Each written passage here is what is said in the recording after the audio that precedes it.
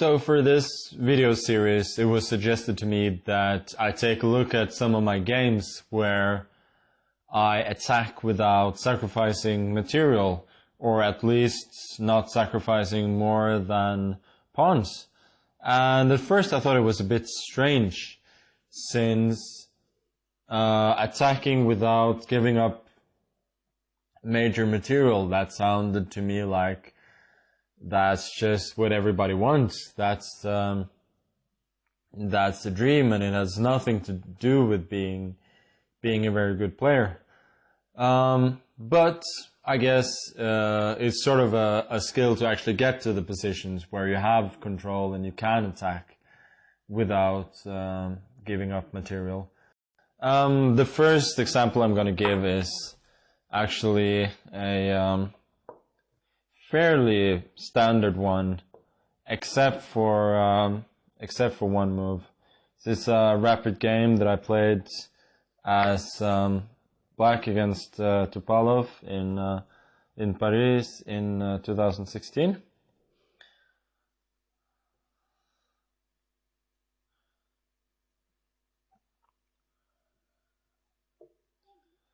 So all pretty heavy D3 Spanish theory here. Not going to go through the details. But yeah, in general, white is a little bit better, but it's not that big a deal. Knight h4, I think, was a fairly interesting plan. Sort of forcing g6, getting the knight to f5. Otherwise, I'm probably intending to play c6 pretty soon while his rook is on a2, and then I should be fine.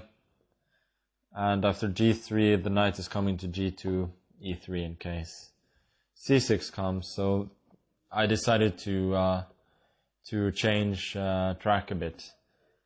And knight e8, knight g2, knight g7, starting to hint at f5, typical King's Indian, Old Indian, Czech Benoni, whatever you may call it, counterplay. I would say that I would love to have my pawn on b7 in these situations. b5 is a bit of a weakness that white can maybe exploit. So I definitely have to look for counterplay. Then he went bishop h6, which is quite normal. I went for knight f6, typical plan, sending knight g4, driving the bishop away. Here I think he should have done something like f3. If queen h3, then he goes away with the bishop, let's say, to e3, maybe even further to d2, moves his rook back, and yeah, again, I wouldn't be too worried. Maybe move the knight again, knight d7, then f5, but white is certainly not doing poorly. And he actually admitted after the game that knight e3 was simply because he had missed queen h3. And his bishop is forced off the board, and now I'm doing well. b4, very logical starting play over here, and h5. You could still probably have had a good position here had you done something like rook to b1 here, preparing a4. Because after he played a4, I had a typical trick. There is clearly no way that I can absorb the pressure that he has on the queen side, so I have to counterattack. And with his pieces being as uncoordinated as they are, a5 works pretty well. Again, very typical counterattacking motive. You see it in pawn endings all the time, where the counter breakthrough can be, or in other rook endings like rook against bishop or rook against knight, that the counter breakthrough can be very, very effective. And here, at least the way he played rook b1, ab, rook b4, ba4, I've managed to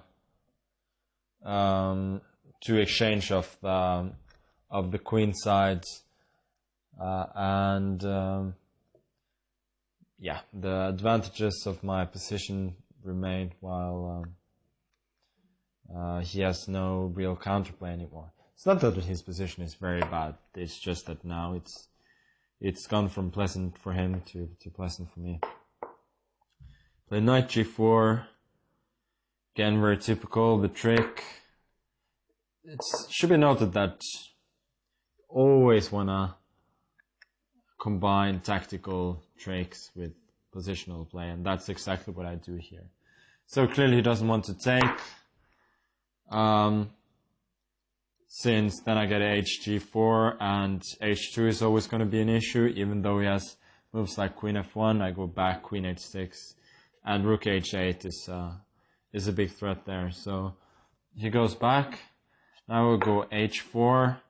He makes a logical move, f3, moving away the knight, but here's the aforementioned tactical trick that I go hg,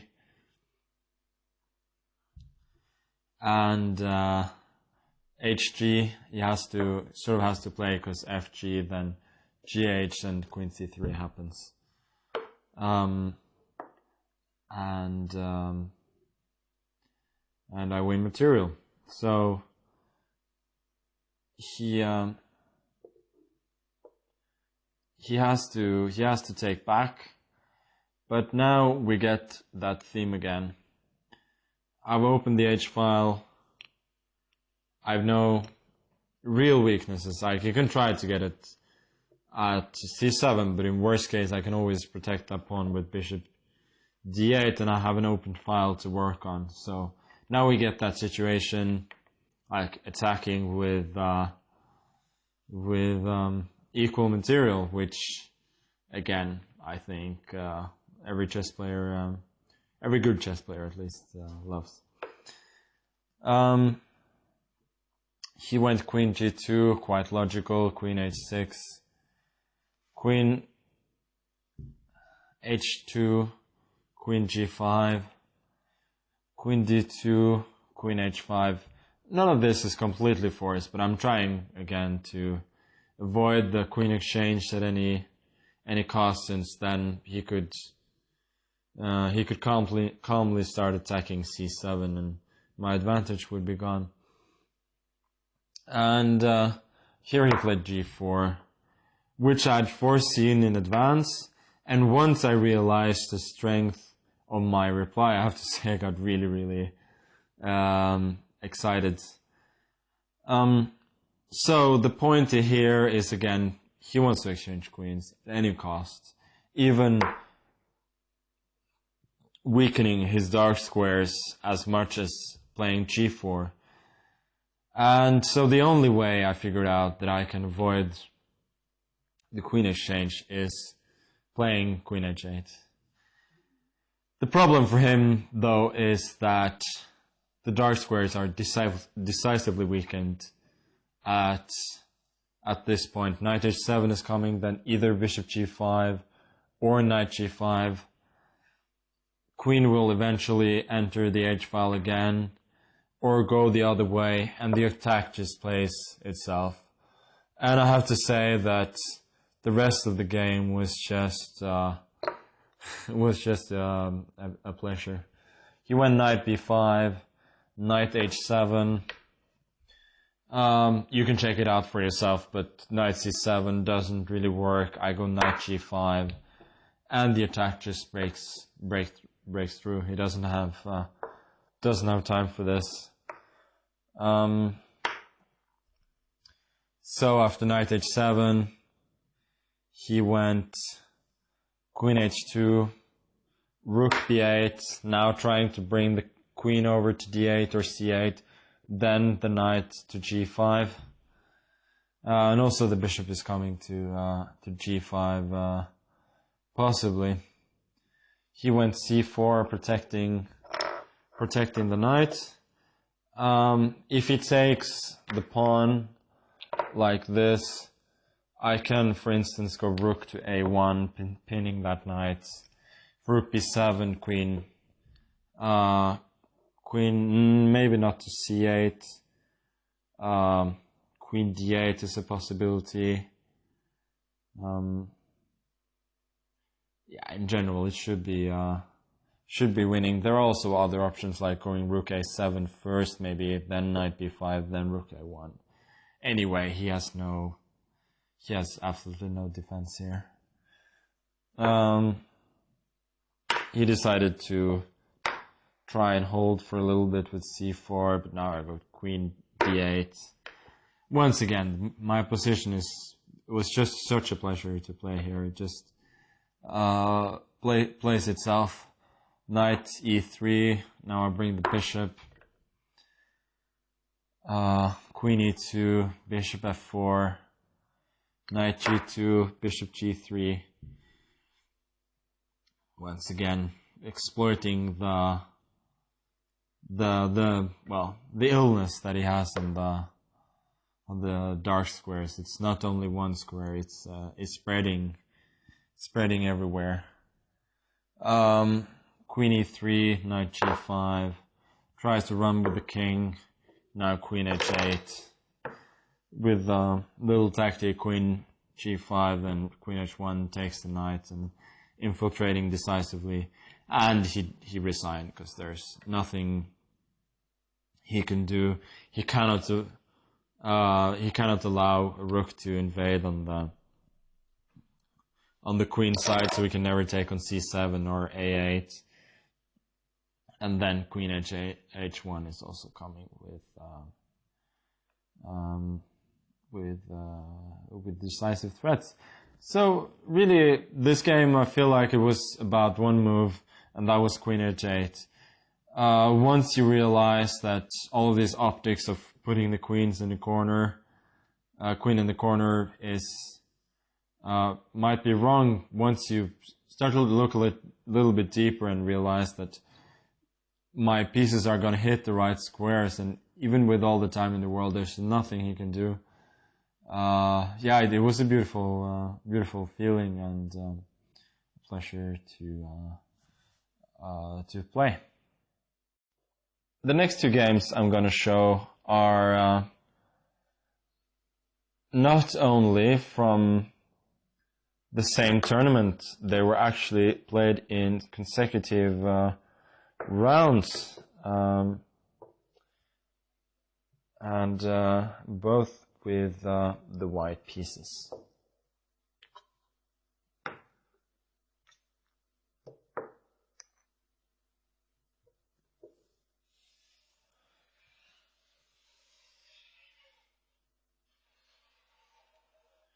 So the first one is against Karyakin. It's from the Bilbao Masters 2016.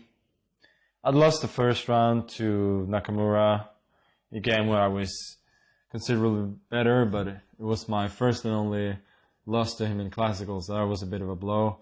I'd come back to win with the black pieces against Vailly the other day, and then obviously against Karyakin, I was eager to to show who's the boss before the upcoming World Championship. So when e4, he went c5. He does play the knight off a bit, but yeah, it was clear that e5 was his prep for the World Championship, and he was trying to hide it. At least that's easier to say in hindsight. Knight f3, d6. Well, I was surprised by the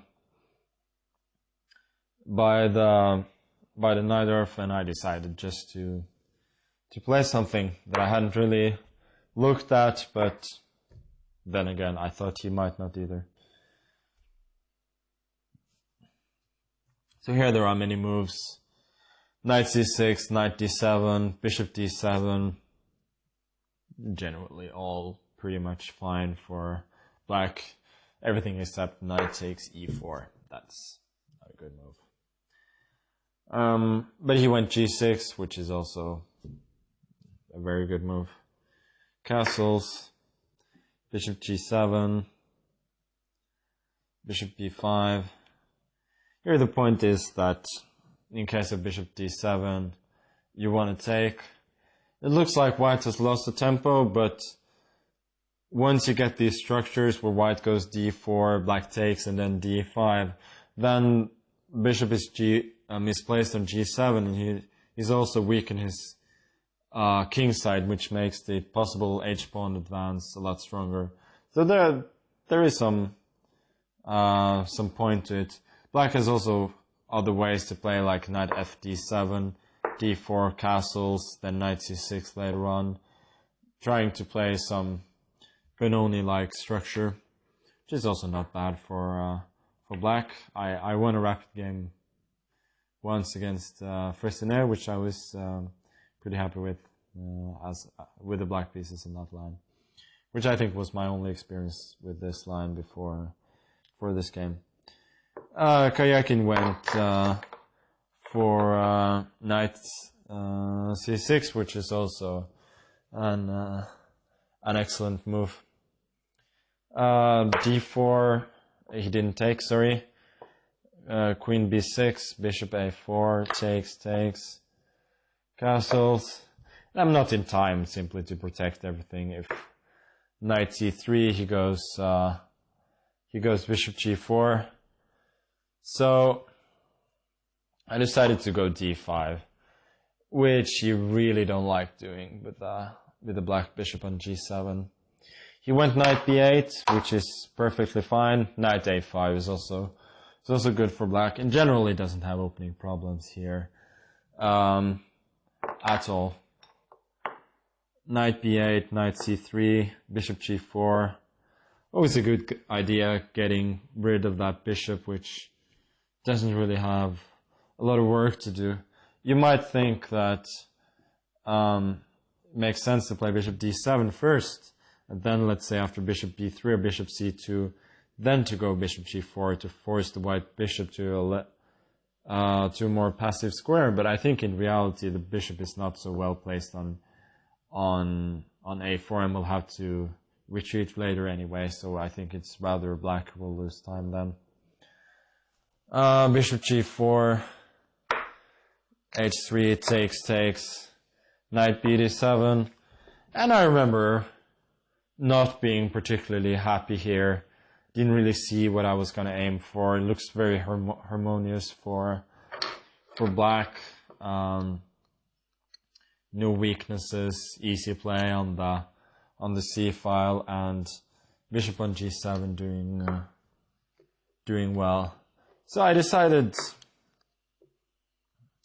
eventually that I should really play for an attack here on the king side. I felt like that was my only chance of getting any real play here. Okay, knight e5, all quite logical. Knight fd7, bringing the knight to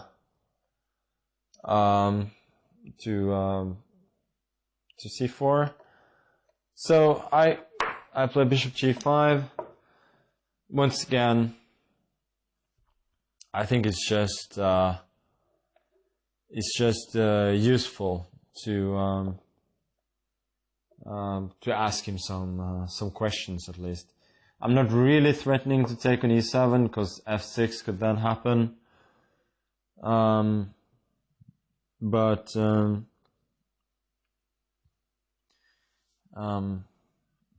Yeah, at least I'm bringing out the bishop. Maybe I'm preparing king h1, f4. Who knows? I have to do something. There are several moves here for him. Bishop f6 is fine, but I understand that he didn't want to trade that bishop. Played this, which is also fine. g5.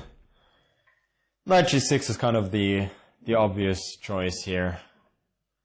And then I wasn't so sure what to do. Thought maybe I should try and get knight d1 to e3. But he has ways to meet it, like he could go knight f4 if I takes back. I don't think that's too great for me.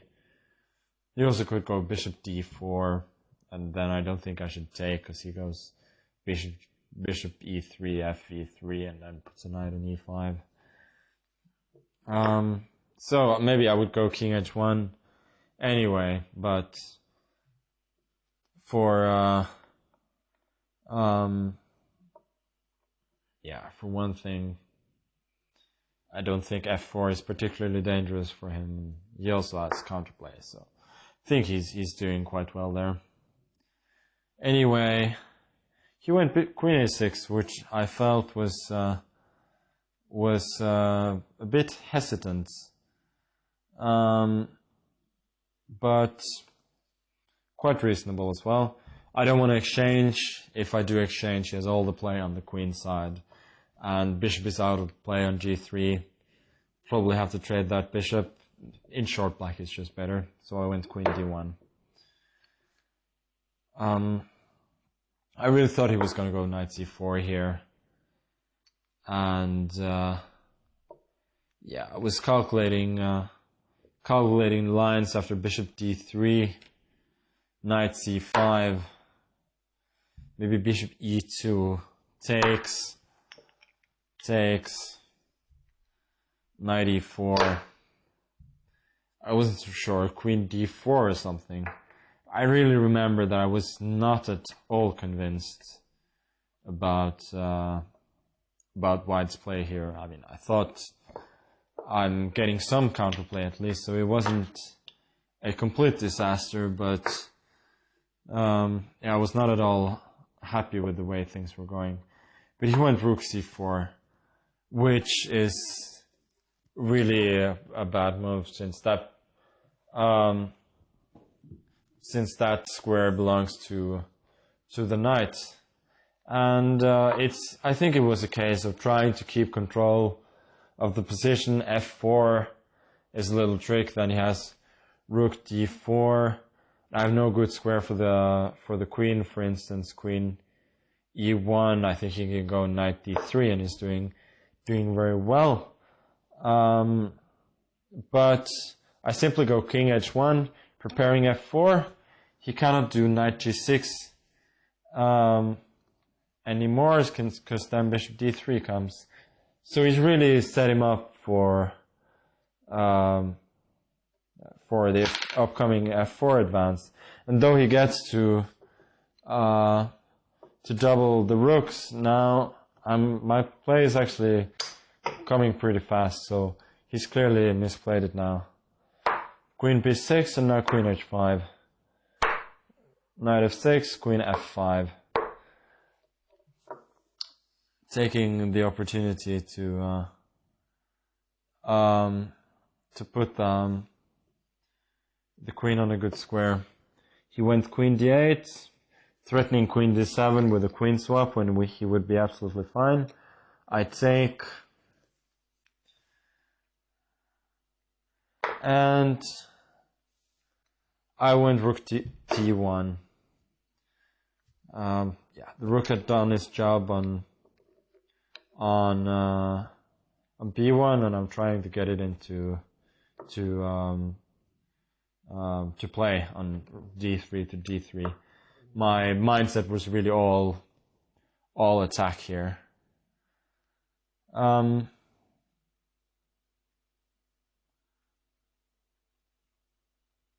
Sorry, I missed the move. I'd played rook, bishop b3, and then rook d4 before I took on e5. So, yeah, this is the position. Queen d7. So, my earlier point about swinging the rook was obviously nonsense. It was more about challenging the very strong rook on d4. Okay. queen f3. Now I'm probably threatening to take, and then knight e2, threatening both the pawn and e5. So he has to do something about the rook, and he went rook b4, which is very logical. He's now intending a4, a plan that is not that easy to stop, except that I can go rook to d2, which I think is very important. Now after a5 I can retreat the bishop, put the rook on f2 maybe later, and a4 can be met by a3, not opening any lines. And after rook f8, now preparing knight e8 to d6, I'm finally getting my attack going. It looks like he's very solid here, but in reality it's very difficult to defend already. Like I have the plan of going rook g2, then either h4 or g5 immediately, and it's pretty hard to stop. Anyway, he went a5. Now he's just not in time. I go rook g2, if a4 I go bishop d1, and a3 doesn't really do much. I just take it, and then I push. And he's not in time to attack the knight on c3. So he decided to switch to defense, but he cannot really hold. Rook b6, g5. Yeah, in case of rook g6, I think I could just protect. If he takes, I take. Queen h5 is gonna come, and he's gonna have huge problems on the h file. We also have plans like knight d1 to e3, and so on.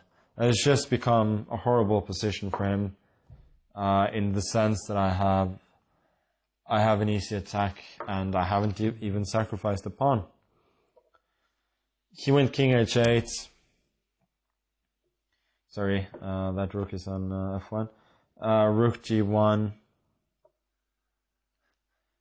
f5, trying to muddy the waters. As I can recall, I was a bit short of time, but he was much shorter. I think we played, time control was something like 1.5 hours for 40 moves, and then half an hour or an hour for the rest. It was pretty shortened, at least. Queen h3, he went rook b4 back. And now I took. The funny thing is, here I froze. And I thought for a long time, like I thought I'd messed up the game, to be honest, because the plan was always queen g6, knight to g4, take it, and wins. And then I saw rook b6, and I'm thinking to myself, d6, rook d6, wow, is there no mate here? Have I really messed it up? And then I realized that he has actually played a5, so I can just take the rook. But that took me embarrassingly long to realize. Anyway, once I'd seen that, I went queen g6 pretty quickly. He went knight g4, rook g4. He resigned. So the very next game, I played Wesiso with the white pieces, and it turned out this time there were no more Sicilian surprises to be found, and he played the Berlin, which I sort of expected, but I didn't really know what to do against, because in reality very few people do. D3, so I went d3, bishop c5, and then just on my way to the game, walking around, I don't know if it was sunny, but let's just for the video say that it was sunny Bilbao, I thought of why not take and then play Queen e2. And so that's what I did. He went Queen e7, Knight d2. I thought at least I'm getting a slightly fresh position. Bishop g4 is perfectly natural. h3, bishop h5. Here I thought for a long time, and I tried to come up with something new. Thing is, the standard plan would be either knight f1 or g4. The problem with knight f1 is that whenever I go knight g3, force him to take on f3, then I simply lost the tempo by playing queen e2. And I did this myself against Vichy as black in the 2013 World Championship match. I played bishop g4, he went h3, bishop h5, yeah, g4, bishop g7, bishop g6, knight e5 obviously doesn't work due to queen d4. Well, he went knight f1, and then knight g3 next, and I took on f3. And so, as you can see, in the game, I would have simply had a tempo less since I've already played queen e2. And even in that game, to be honest, it didn't really get much at all. I made a draw pretty easily. So in our game, I decided that I should come up with something new. And as you can see, black is ready to castle at this point, and the fact that he didn't castle in the game is a bit of a travesty. There's no other way to put it, but sometimes that's the way things happen, that you go for some strategic goals and you have to weigh them against factors, typical time factors like development, and sometimes you don't get it right. So a3 has some meanings. First of all, I think if he goes a5, then at least one thing that I've gained is that he cannot really castle queenside after that, because his queenside is going to be blown open with b4. And as you can see in this position, it's pretty unclear where he's going to castle. Castling kingside is perhaps not so attractive, as he's allowing g4 and then knight f1, g3 with, I think, pretty standard easy attack. And so a3 was in a way trying to discourage him from castling the other side, and trying to ask him some questions in the opening. So he went knight d7, b4, continuing the plan, and he went bishop d6. Bishop d4 is also normal. I think I had something very similar in a blitz game against Aronian a couple of years ago.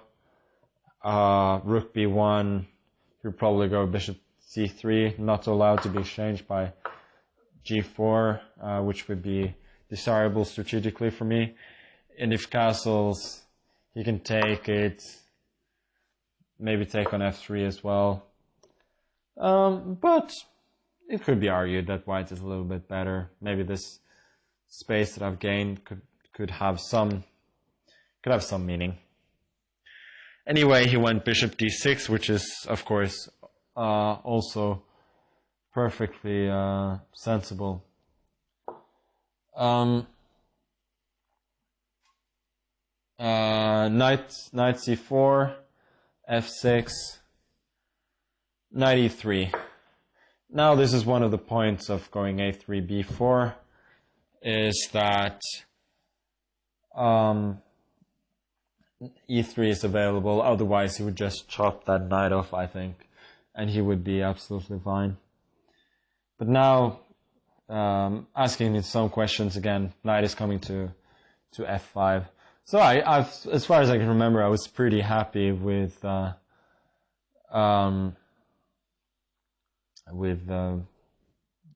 position. He went a5, and here is when you maybe start to realize that he's not going to castle anytime soon, and he's playing very concretely. Knight f5, he goes queen f8. Point is very simple. After the most natural move, queen f7, I could go rook b1. If he takes, I don't think the a file is too useful for him. So he goes queen f8 instead, playing very ambitiously, and he's basically saying either you have to take on d6, which is a huge strategical concession. There's no way I want to take that bishop unprovoked, or you have to take on a5, which is a strategical concession. And if he does manage to castle, then he could be doing very well. So I took, didn't feel like I had a lot of choice, and I castled. Now it's all about time. Whether I can get something going before he completes his development. Because if he does, then he will have a positional advantage. But I have some things going for me. The pawn on b7 is unprotected at the moment. He lacks 2 moves to castle, which can be a problem. The rook on a5 is unprotected, which is always a tactical theme you're looking for. Always look out if your opponent has unprotected pieces, because loose pieces may drop off, as they say. And so there are some factors that I can try to exploit. So he went queen f7, and I went a4.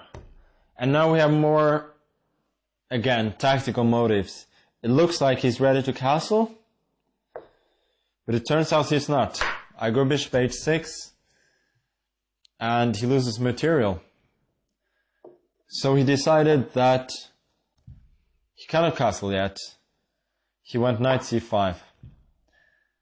But he still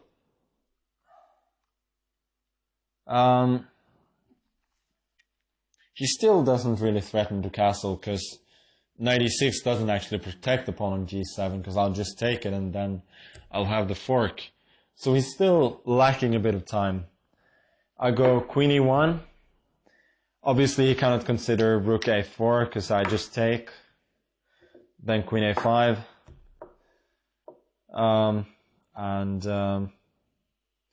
He's going to lose material. So the point of this is twofold. I attack the loose piece that you should always look for, and I am freeing up the knight on f3.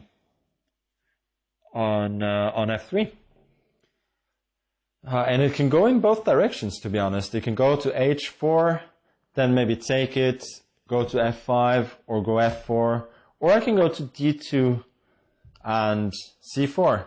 It's both looking pretty attractive. He went b6. Now that I've got a bit of a target here, I want to go knight d2. I want to drive that knight, that rook away, and then I want to either play for f4 or I want to go a5. And it's clear that because of my continuing threats, it's not going to be able to castle very soon. So I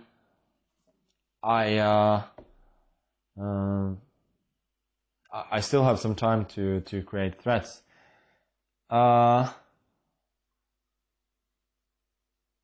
here, so he took on a4, which is quite logical, but now I got knight c4. And obviously if he takes, I have taking twice on d6, winning the queen on f7. And, well, king d7 doesn't work, because I just take on a4, and then I take on d6 with either knight and queen b4, attacking too many of his pieces. So it's quite clear that he has to move the bishop, but where is not so obvious. Bishop e7 is possible, but it's very, very clumsy. And bishop f8 is possible, but then you start to think about, well, he was ready to castle 5-6 moves ago, and now he's not ready to castle, which clearly means that something has gone a bit off the rails for him. Well, he has won a pawn, but it's a long way from having any real fun. Sorry, the pawn is on b6. And, well, this game, again, the theme is attacking without sacrificing material. I have sacrificed the pawn, but I think most people would agree that I have such a big initiative here that I'm not too unhappy. So he went bishop f8. Probably bishop e7, although it looks very awkward, is what he should have done. I could go bishop e3. And now, once again, he has a very difficult choice.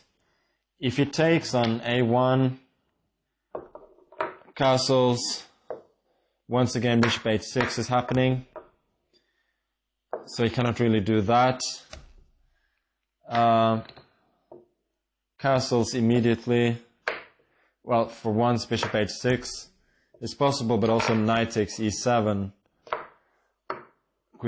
Queen takes e7. Bishop takes c5. Simply wins a piece.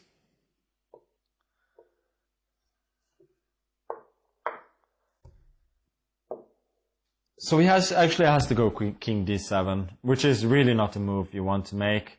I could take on a4, and I could go f4 with a very nice initiative. I also have other tactical options here, like taking on b6, but I wasn't really sure that it was working. So I probably would just have taken and then f4, and I felt like in a practical game I must be doing brilliantly, even though his position may be quite defensible. Anyway, he went bishop f8. But now it's very difficult for him.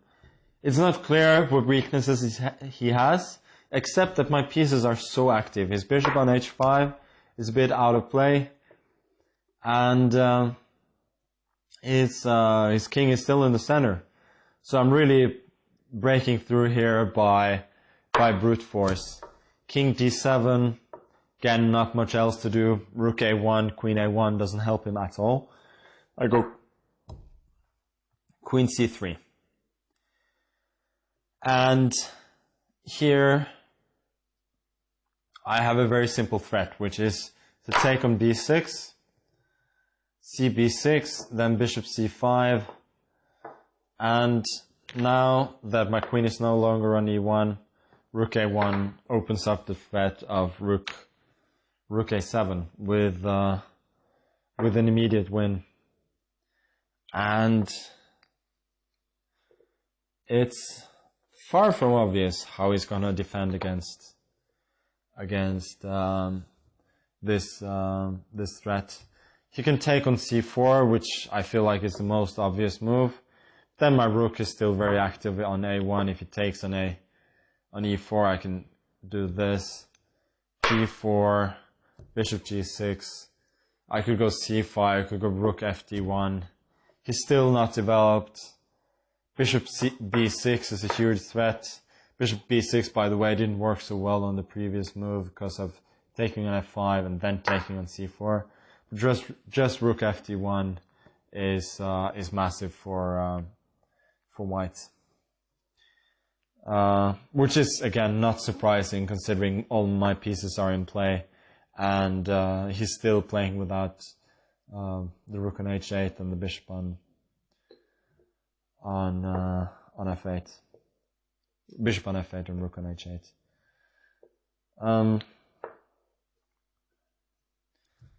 So yeah, once again, I feel like this is not too difficult, but it's just such a good feeling. Attacking with not sacrificing anything. Once you get these positions, yeah, it's really the best feeling you can have in chess. Just attacking, no risk, all just natural moves flowing. He went knight takes e4, but now I have this little in-between move. Obviously I don't take on e4 because he will go queen c4, but I take, then I take on e4, opening up the 7th rank. If he takes on a1 again, rook a1, he's completely defenseless. And then queen c4, queen d2, king c7, g4, just opening up the square on d1, and bishop g6 he played rook fd1, and he just resigned because queen d8 is or queen d7 are unstoppable threats. So I guess the lesson from this game is you should castle pretty early on, and sometimes delaying development in order to attain some positional goals can be profitable, but very often it's very risky, and most of all it forces you to play so precisely later on that it's just not something a lot of people want to do. And you can see from this game that Wesley So is a very good player, so he feels like he can break these rules from time to time because he's so good that he knows when to break them and when not to break them, except sometimes even he gets it wrong. Like in this game, he couldn't really balance development and positional things. And I'm actually pretty proud of this game for playing very energetically. And you could say that I wasn't too brave in this game. I didn't have to sacrifice so much material. But then again, you don't always have to be.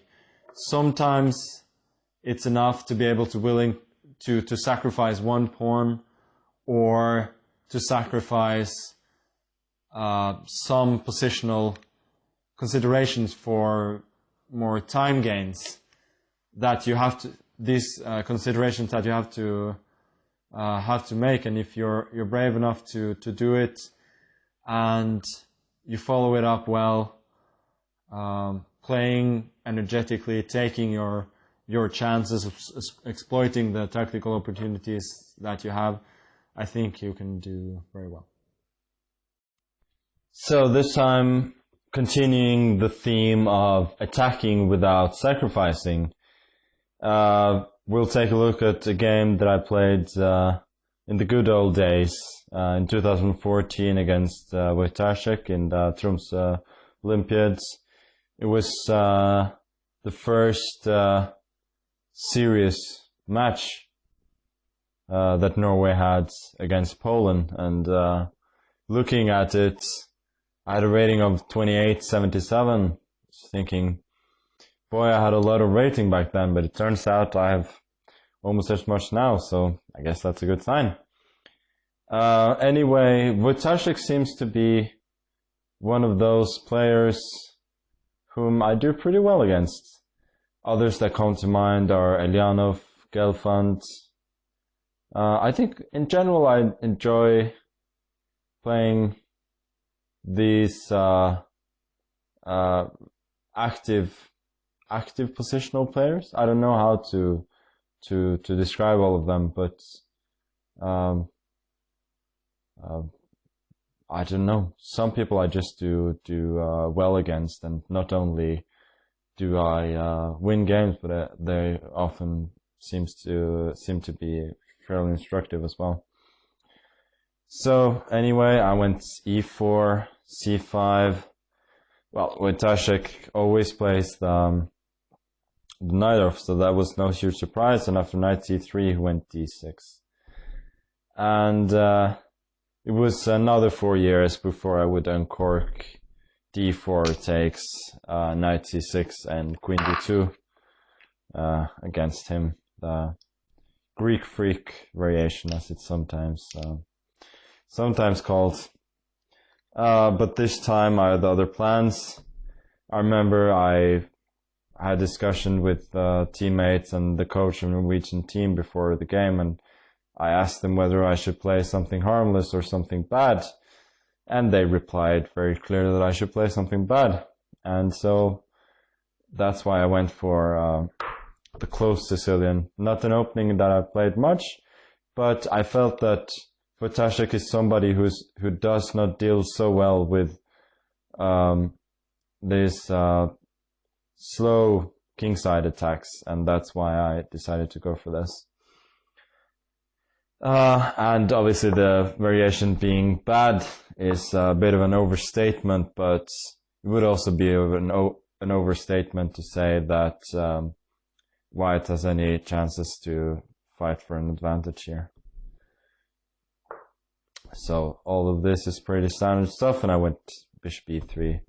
The other main move is f4 followed by knight f3, but bishop e3 kind of keeps it more flexible. And he went e5 and knight h3. In going for this, I was inspired by games of Spassky, in which he put the knight on h3. And I have to admit that I still don't completely understand the points. I guess there's something about keeping the f-file open. And obviously now that we've already played bishop e3, then f4 doesn't make that much sense to do immediately, as after ef4 we would have to waste the tempo. While now we could comfortably take with the knight. And I think part of the reason why I wanted to play it is simply that I felt that it looks cool. Anyway, he went knight e7, f4, and knight d4. I guess the reason why he did castle is that he was a little bit apprehensive about doing that before I'd castle myself, so maybe I could go f5, it takes queen h5, and maybe castle queenside. Having said that, I think it's not very impressive objectively speaking. Maybe better is just to castle myself here, but I can understand that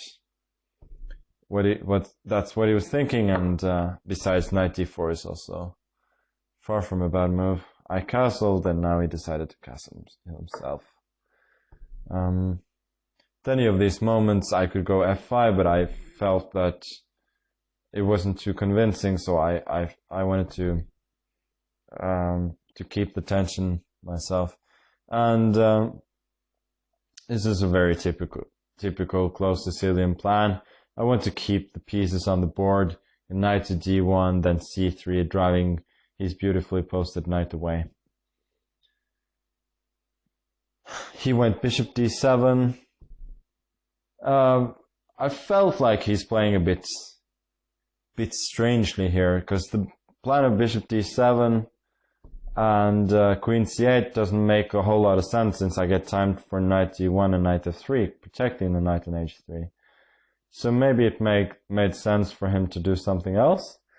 What to suggest? It's not that simple. You could go for f5 at any point, but I understand that he probably doesn't want to do that. Part of the reason might be fe followed by bishop h6.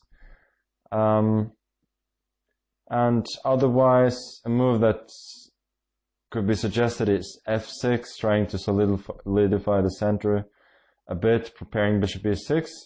It should be noted that h6 is not on the cards really here, because it will be hanging after f5 or fe. Usually in these structures you want to play h6 to prepare bishop e6, but here I think f6 would be more reasonable. Anyway, bishop d7 is not that bad. Queen c8, not great, but I think maybe he he didn't really believe that I could just put my pieces all the way over here to on the edge of the board, but it's still part of the same idea of this slow king drift attack. And here he went for b5, which I really don't like at all. Sorry, knight c6, c3, and then he played b5, which I don't really like. I think it was more solid to play b6 than intending fe, de, keeping more central control. And here I remember I had several ideas, like to play knight g5 and then try to provoke, I don't know, f6 or something, and then go knight f3. Then later, after bishop e6, I could think about going f5 takes and then knight h4, trying to control some light squares. But I don't think it was too convincing. And also f5 here doesn't feel so great if bishop h6. I still feel like f6 is a solid move for him. So here I would definitely have to show a lot more ingenuity to create some play. And it's clear it has to happen over on the king side, because this is where I got all my pieces, and I've already advanced the pawn to f4. Anyway, he went b5, which I feel is not great. fe, I take the chance of improving my control over the center. He does get a pretty nice outpost on e5 for his knight, but this one is not going to be there forever. Eventually it's going to be driven away by d4. Naturally, at the moment, d4 is met by knight c4, winning this or exchanging this important bishop, so that's not going to happen. But I go bishop h6, and it's all part of the same plan. I'm trying to control the center so that I will have a free hand at attacking his king. And as you can see in the game, it all works quite beautifully. Knight to c6. Here it's already hard to give him any great advice, since my position is sort of playing itself. At the moment, once again, it doesn't look impressive. My bishop on g2 is not great, and for the moment he has good control over the center, but it's really hard for him to find a plan. And as you can see in the game, it all did flow quite smoothly for white. He went queen d8, decided that the queen was misplaced over there. Rook a to d1, overprotecting d4. In the case I'm gonna advance pretty soon. Rook c8, queen e2. I'm now intending d4 without allowing him either a tempo for knight c4 or knight g4, exchanging this knight. Now I'm threatening d4, and this knight will not only be driven away once, but it will be driven away once again with b3 once it reaches c4. And another point of this was to provoke what happens in the game, which is h5, t4, cd, cd, knight g4, h3. And it turns out that h5 is probably a bigger weakening of the queen side, of the king side than it looks. And here you can see that I've gained a lot of control over the center. There are suddenly attacking options like bringing the knight to d5, then to f6, maybe later the queen to f4, g5. And all of a sudden I have a great position in the center and an attack without without actually sacrificing material, which is, as I mentioned many times in this series, something that I love to do. Knight to e7, very logical, protecting against knight d5, and I went rook d3. Move that was, at least to me, fairly aesthetically pleasing. Preparing rook to f3, or also preparing to swing the rook all the way over to the h file after playing g4. He went b4,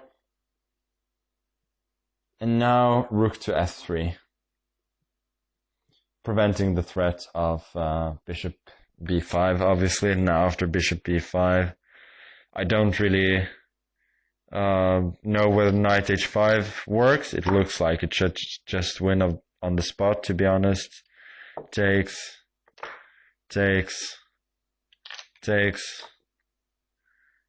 and then king h6, rook f6 is going to be made, king h8, queen h5 is also going to be a very quick mate. So it looks like it does indeed lose on the spot. But my point was that even if rook e1, something like this, g4 is coming, his king side is going to be blown open anyway, and I preserve all of the positional advantages of my position. But he correctly decided to go queen e8 instead. Here I had the possibility of playing simply d5, which I remember that this was my first intention. I guess I decided against it because I felt like winning a pawn on the queen side, which it looks like I do by force. For instance, a5, I can do queen b6, attacking both a5 and d6. Maybe I felt that it was a bit too cheap a way to give away my attacking chances here. And as far as I can remember, I really wanted to win the game in attack, which is why I went g4 instead, which I believe is also a very strong move. Now he took, and I took. And these openings of files usually favor the side with the more space, and in this case, with these pawns on d4 and e4, that's I'm clearly the one who has the space advantage. Queen h4 is now looking like a very strong threat, and he quite correctly went bishop b5. But now still I got just rook e1, and even though my rook has been driven away from the f-file, it's not the end of the world. Queen h4 is still an idea, and as you can see from the game, I've got others as well. Queen d8 happened, and g5. And now I'm threatening bishop h3, taking more control over the f6 square, and it's really quite difficult for him. As far as I can remember during the game, one of the lines that I looked at was knight c6, attacking g5. I just wanted to go rook g3, intending knight to d5. If queen b6, I just go rook d1, and I retain all of the advantages of my position. Instead, he went rook, queen g5, queen b6. I went bishop h3, attacking the rook, rook cd8. Now a little trick, finally bringing this formerly dormant bishop into the game by bishop to e6. Obviously cannot take it, because then I go knight e6, winning everything. Now threatening knight h5, I'm threatening bishop f7, so with collapse coming on f7 in either case. So we went bishop bishop e8, knight d5 was the conclusion, takes, and now bishop d5, and he simply resigned here. It's really a sad position for black now. There are basically no pieces that he can move, and I have a bunch of ways to possibly decide the game. I have rook h3 followed by queen h4. I have king g2 followed by rook h1. I have rook f1 coming, and yeah, it's all over positionally, and also his king is weak. So I think this game is a good example of when you win the fight for the center, that is often when you can build up an attack without allowing a lot of counterplay and without actually sacrificing stuff. Yes, at one point I did sacrifice a pawn with g3, but it was not that hard to see that in case of h3, bishop g4, I would have had rook g3, and the attack rages on. Then there were tricks like if queen d7, then bishop h3 could be very, very strong. So I really didn't have to sacrifice much. It was all about taking control over the center, bringing the pieces to the king side, gaining more and more space and positional advantages. And as you can see from the final position, there is no one move threat, but my advantage is just so huge that he has no counterplay and no defense in the slightly longer run.